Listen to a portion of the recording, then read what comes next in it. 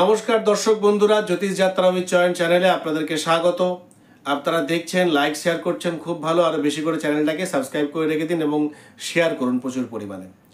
আজকের টপিকটা খুব গুরুত্বপূর্ণ হতে চলেছে, কারণ 2025 সালে জ্যোতিষীয় যে ঘটনাগুলো ঘটেছে তার মধ্যে একটা অন্যতম ঘটনা এখন ঘটতে চলেছে। আগামী 18ই আগস্ট সূর্য সিংহ রাশিতে গমন করবে এবং সূর্যের এই সিংহ রাশিতে গমন কিন্তু বিরাট একটা জ্যোতিষীয় তাৎপর্য রাখতে চলেছে। সূর্যর সবচাইতে প্রিয়তম, সবচাইতে পাওয়ারফুল রাশি হচ্ছে তার নিজের রাশি সিংহ রাশি, এবং এক বছর বাদে কিন্তু সিংহ রাশিতে সূর্য গমন করতে চলেছে। যদিও আমরা সবাই জানি মেষ রাশিতে সূর্য তুঙ্গস্থ হয়, তা সত্ত্বেও সূর্যের সবচাইতে ভালো এবং পাওয়ারফুল রাশি কিন্তু সিংহ রাশি ধরা হয়ে থাকে। এই সিংহ রাশি থাকাকালীন দ্বাদশ রাশির কি ফল পেতে চলেছে, কি প্রভাব পেতে চলেছে ছোট্ট করে সেটা বলবো। এবং তার সাথে যেটা মেন ইম্পর্টেন্ট সেটা হচ্ছে সিংহ রাশিতে থাকাকালীন সূর্য 3টে নক্ষত্রকে গমন করবে। 1 নম্বর হচ্ছে মঘা, তারপরে পূর্ব ফাল্গুনী, তারপরে উত্তর ফাল্গুনী।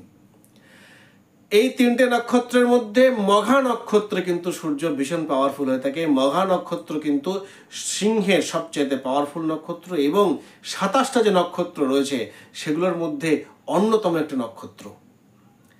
এই জন্য মঘা নক্ষত্রের সূর্য এবং অনেকগুলো প্ল্যানেট কিন্তু খুব পাওয়ারফুল অবস্থায় থাকে। কারণ মঘা নক্ষত্রে আপনি বৈশিষ্ট্য পড়েন, তারা দেখতে পারবেন এই ক্যারেক্টারিস্টিক্সের মধ্যে লিখছে যে এটা একটা উজ্জ্বল, খুব লাইট, খুব আলো এই নক্ষত্রপুঞ্জের মধ্যে রয়েছে।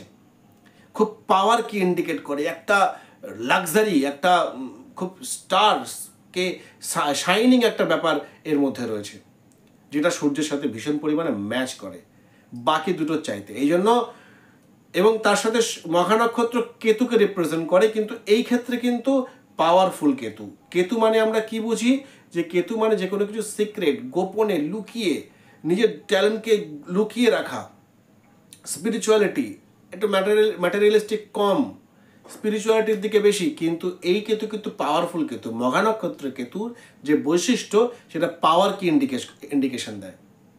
মঘা নক্ষত্রে যতদিন রবি থাকবে সেই টাইমটা বলে দিচ্ছি আমি, 18ই আগস্ট থেকে 31শে আগস্ট, এই টাইমটা পর্যন্ত কিন্তু আপনারা যে কাজটা করতে চান একেবারে পুরো 100% দিয়ে করুন।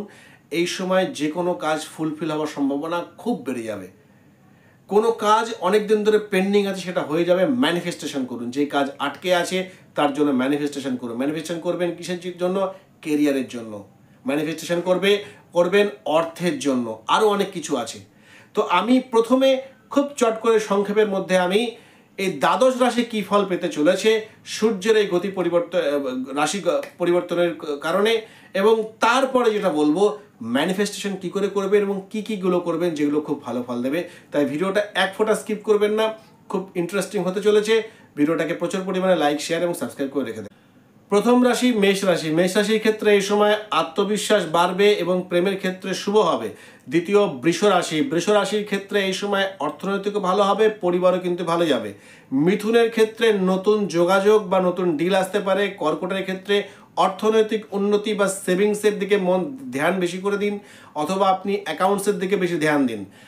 সিংহের ক্ষেত্রে যে কাজে হাত দেবেন সে কাজে সাকসেসফুল থাকবে, এবং ডেফিনেটলি যেই কাজ বহুদিন ধরে বা 1 বছর ধরে আপনি চাইছিলেন যে আটকে থাকা কাজ, সেগুলো হয়ে যাবে এবং নতুন বড় কিছু করবার আপনি চিন্তা ভাবনা করুন। কন্যা রাশির ক্ষেত্রে বিদেশ যাত্রার সম্ভাবনা। তুলা রাশির ক্ষেত্রে সামাজিক উন্নতি বৃদ্ধি। বৃশ্চিকের ক্ষেত্রে পেশাগত উন্নতির বৃদ্ধি। ধনুর ক্ষেত্রে বিদেশ সংক্রান্ত কাজের সহায়তা বাড়বে। মকরের ক্ষেত্রে অর্থ বিনিয়োগের ক্ষেত্রে একটু সতর্ক থাকবেন। কুম্ভের ক্ষেত্রে এই সময় আপনি বিয়ে বা প্রেমজনিত কোনো ডিসিশন নিতে যাবেন না। মীন রাশির ক্ষেত্রে চাকরি, যারা বেকার আছেন তাদের নতুন চাকরির যোগ বা নতুন কোনো গুড অপরচুনিটিসের যোগ। যারা ক্রিয়েটিভ লাইন আছেন তাদের জন্য কিন্তু ভালো ফল পেতে চলেছে। এবার আমি বলবো যে আপনারা এই সময়টা থাকা অবস্থায়, অর্থাৎ 12ই আগস্ট থেকে 31শে আগস্ট অবধি সিংহ রাশিতে রবি মঘা নক্ষত্র থাকবে। ম্যানিফেস্টেশন কি করে করবেন দেখুন। সূর্যদেব এই সময় অত্যন্ত পাওয়ারফুল অবস্থায় আছে, তার এনার্জিটাকে আপনাকে নিতে হবে। কি করতে হবে? ভোরবেলায় উঠুন, একদম 6টার মধ্যে ঘুম থেকে উঠে একটু মুখ হাত পা ধুয়ে ফ্রেশ হয়ে নিন, একটা তামার একটা লোটা বা তামার একটা পাত্র নিন, সেই পাত্রের মধ্যে আপনি গঙ্গা জল বা এমনি জল, তার মধ্যে দূর্বা বা তুলসী পাতা যেটা পাবেন দেবেন, এবং দিয়ে আপনি একটা লাল ফুল দিলেও ভালো, না পেলে যেদিনকে পাবেন না সেদিনকে আলাদা ব্যাপার। আপনি সূর্য প্রণাম করুন সিম্পলি, এবং সূর্য প্রণাম করে পরে সূর্যদেবকে জল দিন। এই জল দান করার জন্য আপনি সূর্যদেবের দিকে এরকমভাবে হাত রেখেও জলদান করতে পারেন। নিচে অবশ্যই একটা গামলা পেতে নেবেন যাতে জলটা ছিটে পায়ে না আসে। তুলসী মঞ্চের উপরও আপনি করতে পারেন।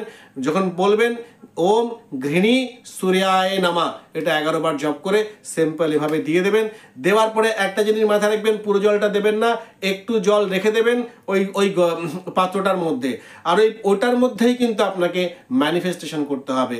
আপনাকে সূর্যদেবের কাছে হাত জোর করে আপনি যেটা চান, ধরুন আপনি চাইছেন আপনার কেরিয়ারে উন্নতি, বা আপনি চাইছেন আপনার একটা প্রমোশন, অথবা আপনি চাইছেন বিদেশ ভ্রমণ, কিছু একটা চাইছেন, বা আপনি চাইছেন যে আপনার যে বাড়ির কাজটা আটকা আছে সেই কাজটা যেন তাড়াতাড়ি হয়ে যায়, ফ্ল্যাটে যাতে তাড়াতাড়ি আপনি শিফট হতে পারেন, তাহলে আপনি সেইটাই বলবেন, কনস্ট্যান্ট 11 বার সেটাই বলবেন সূর্যদেবের কাছে।